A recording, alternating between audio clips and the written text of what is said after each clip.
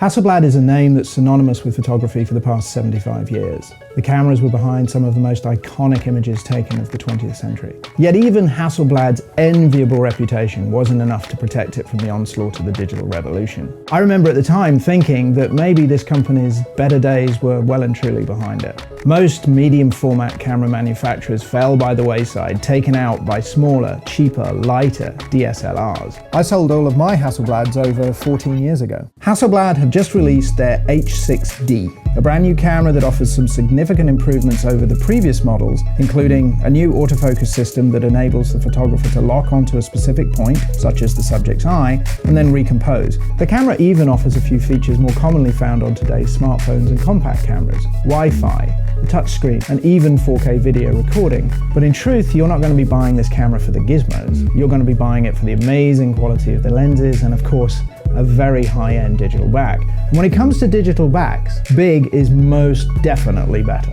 The H6D comes with two options for the digital back: a 50 megapixel sensor, which comes in at around $27,000, or a huge 100 megapixel back, which comes in with an equally huge price of over $33,000. And remember, that doesn't include the price of a lens. My name is Perry Oosting, I'm the CEO of Hasselblad. It's 175 years since Hasselblad as a company existed. Victor was a passionate bird photographer, but his biggest frustration was that at those days the cameras was very big, and he started to develop his own camera. It's a more kind of compact and easier to use in a modularity way. Moreover, there were some iconic moments that were captured on a Hasselblad. The Beatles crossing Abbey Road, Steve Jobs' portrait shot with a CFV. Hasselblad was the first camera on the moon. Buzz Aldrin shooting Armstrong, still 12 cameras on the moon and one came back. At the end, Hasselblad has to deliver the platform where they can push the creativity, and we are just, at the end, the enabler.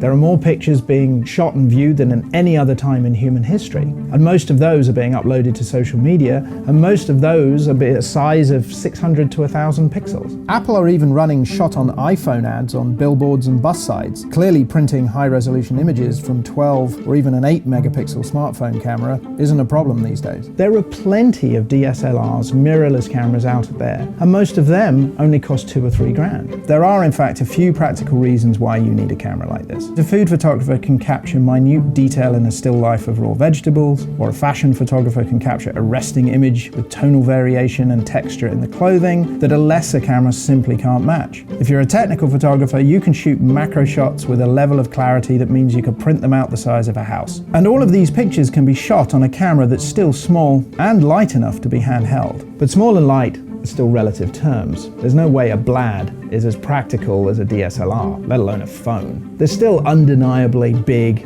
heavy, and slow. Yet in many ways, I don't know that that's such a bad thing. We snap pictures with our phones, we take pictures with a Hasselblad. Cameras like this inspire a considered approach to photography. When I shoot with a Blad, I think more about the picture that I'm trying to take. I align the composition better. I don't just snap off a few frames quickly and then think that I'll find the best one later. The camera doesn't shoot more than a few frames a second. It's not a rapid-fire experience. It makes you slow down, even if it's just by a few seconds, and almost asks you, do you want to take this picture? Is this just okay, or is this really good? And when you finally do press that shutter, you're rewarded with images packed with incredible detail and a gorgeously wide dynamic range. But do professional photographers really need to buy this camera? My answer is most definitely no. Thinking back over the past couple of years, I can't even remember a time when shooting on a Hasselblad has even entered my head. I've always known that my DSLR workhorse will be more than enough for the job. The H6D truly does deliver on the promise. It's like the difference between a regular screen and a retina screen. It's not that you ever thought your standard screen was bad, it's just you never realized that it could be this good. And that really sums up the Hasselblad H6D for me. It's not that other digital cameras are bad, and the smartphone you have with you will always be better than the DSLR you don't, but that's not really the issue here. You don't buy an Aston Martin so you can go shopping at the mall, you buy it because you want to go for a drive. Buying a Hasselblad isn't a practical decision, it's an emotional one, or at least it always used to be. With the H6D, I think maybe it will be again. We used plenty of handcrafted aluminium. And even though, I'll stop smiling. It's not that the oh Christ. Moron, your bus is leaving. Keeps going. Here we go.